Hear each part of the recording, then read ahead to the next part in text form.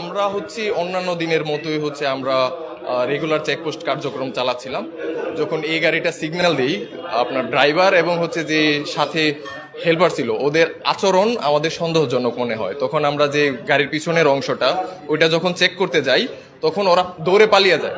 দৌড়ে পালিয়ে যাওয়ার পরে যখন আমরা এই কাভারটা সরাই, পিছনের অংশের যে কাভারটা ছিল, এই কাভারটা সরানোর পরে আমরা এই মদের বোতলগুলো দেখতে পাই। তখনও আনুমানিক কত ছিল ওটা আমরা দেখতে পাইনি।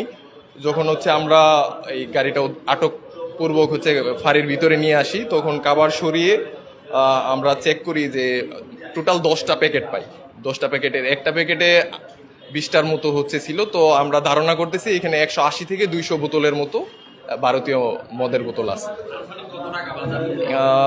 এই সম্পর্কে আমার আইডিয়া একটু কম, তবে ধারণা করা হচ্ছে যে যেহেতু 500 মিলির মতো বোতলগুলো 500 বা 1000 করে যদি হয় দাম, তাহলে প্রায় 2 লাখ টাকা সমমূল্যের হবে। কাউকে আটক করা হয়নি, তবে হচ্ছে আমরা গাড়িতে ড্রাইভারের ড্রাইভিং লাইসেন্স এবং হচ্ছে গাড়ির কাগজপত্রগুলো পাই। তো যেহেতু আমরা গাড়ির কাগজপত্র এবং ড্রাইভিং লাইসেন্স পাই, আশা করি হচ্ছে ওদেরকে অতি শীঘ্রই আমরা আইনের আওতায় নিয়ে আসতে পারবো।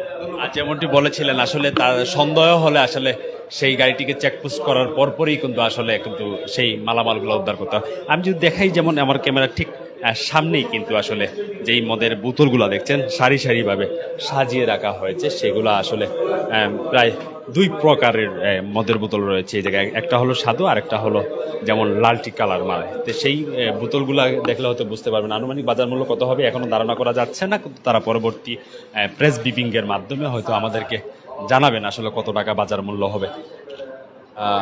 গণনা এখনো হয়নি, তারা গণনা করবে। তার পাশাপাশি হয়তো তাদের মিডিয়া জানাবেন আমাদেরকে আসলে কত টাকা বাজার মূল্য হবে, এবং কি ট্রাফিক পুলিশের যে ধারাবাহিক যে চলমান চেকপোস্ট আছে, সেই চেকপোস্টগুলো আসলে তারা সব সময় আসলে তারা সেই কাজটি করে যাচ্ছে।